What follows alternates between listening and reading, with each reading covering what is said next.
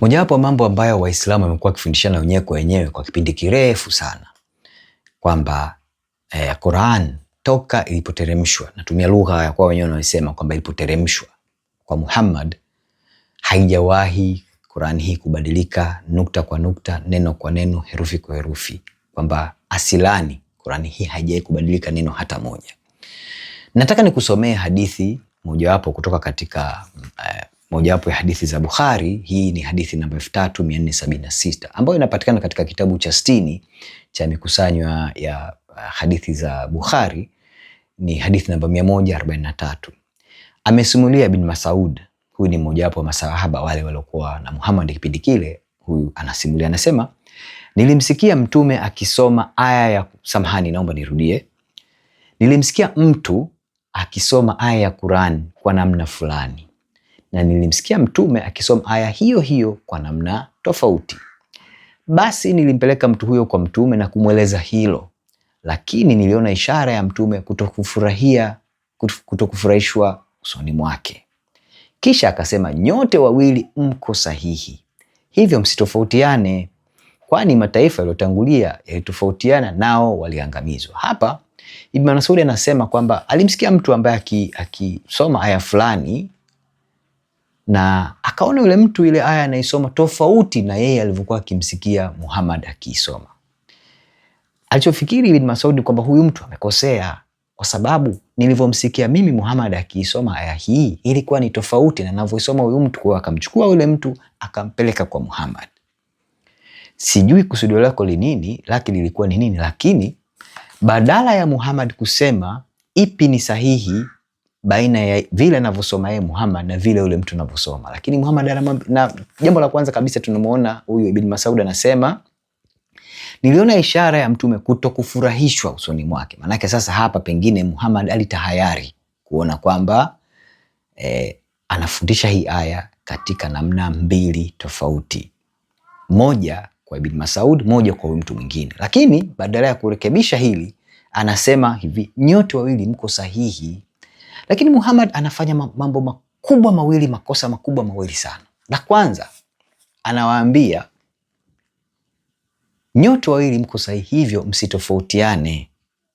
Sasa hawa watu tayari kuna tofauti baina yao. Huyu mmoja aliyofundishwa hii aya tofauti alivyosikia kwa Muhammad, na huyu mwingine tayari ana aya hii katika namna tofauti na huyu alivyosikia huyu Ibn Mas'ud. Lakini hapa anasema msitofautiane. Harekebishi, lakini anaambia msitofautiane bila ya kuambia kati ya zile tofauti zile mbili ipi ni sahihi.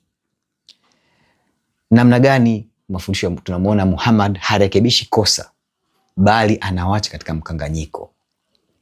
Jambo la pili ambalo analifanya hapa, anawaambia hivi, msitofautiane, kwani mataifa yaliyotangulia yalitofautiana nao waliangamizwa. Hapa kitu kingine anakisema Muhammad ambacho hakina ukweli wowote, kwa sababu unaposoma katika maandiko ya kale, unapoona kwa mfano miji kama ya Sodoma na Gomora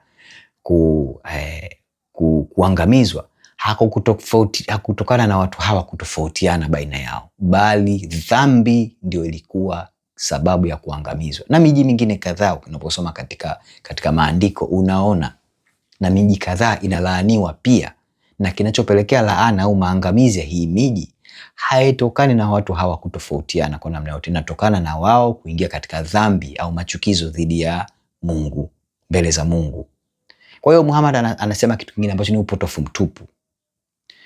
Naam, nini kubwa zaidi hapa? Hadithi hii inatuonyesha wazi kabisa suala ambalo Waislamu wanatuambia leo hii kwamba Qur'an haijawahi kubadilika nukta kwa nukta, herufi kwa herufi, ni uzushi mtupu, kwa sababu hadithi ziko nyingi, mojawapo ni hii ambayo tunaona wazi tangu wakati wa Muhammad tayari hii Qur'an haikuwa ikifanana. Hili ni la kwanza. Iko mifano mingi, hadithi nyingi zipo. Kwa mfano, iko hadithi ambayo Aisha yule aliyekuwa mke wa Muhammad anasema kuna aya fulani ambayo ilikuwa imeteremshwa na imeandikwa ile karatasi ile aya, akawa ameiweka kwenye kitanda, mbuzi akaja akaila. Pia kuna hadithi inayozungumzia aya sura fulani ambayo ilikuwa na aya nyingi kama unavyoona suratul Baqara, lakini sura ile zaidi ya theluthi mbili zilipotea. Kwa hiyo hii ni uthibitisho mmojawapo, hili dai la Waislamu kwamba Qur'ani haijawahi kubadilika toka iteremshwe nukta kwa nukta, herufi kwa herufi, ni uzushi mtupu. Leo hii hata sasa ninavyorekodi video hii,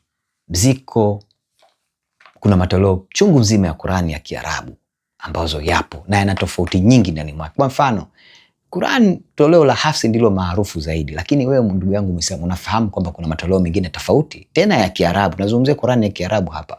Kwa mfano Kalun, Warsh, Al-Duri, Ibn Kathir, ziko version zisizopungua 20. Japo iliyokuwa maarufu zaidi inayofahamika ni hii ya Hafs. Nitatengeneza video mojawapo huko mbele, Mungu akinijalia, nitakwenda kwa undani kuhusu hii hoja potofu kwamba Qur'an haikuwahi kubadilika, kwa sababu hakuna ukweli huo. Maandiko yenu wenyewe Waislamu yanathibitisha hilo. Hamwezi kuthibitisha kwa namna yote kwamba Qur'an hii haikuwahi kubadilika. Mojawapo hadithi ni hii katika Sahih Bukhari, hadithi namba 3476. Kwa ndugu yangu Muislamu, utambue kwamba umefundishwa mambo mengi ya uongo, likiwemo hili. Jiulize, ni mengi yepi zaidi unafundishwa kuhusu uongo? Na kumbuka Bwana Yesu alituambia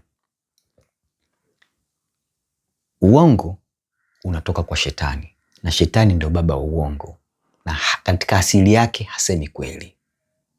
Na kuachia hilo, tafakari. Ni muda sasa uanze kufikiri upya kuhusu haya unayofundishwa misikitini na mashehe wako na walimu wako, mojawapo likiwa hili kwamba Qur'an haikuwahi kubadilika.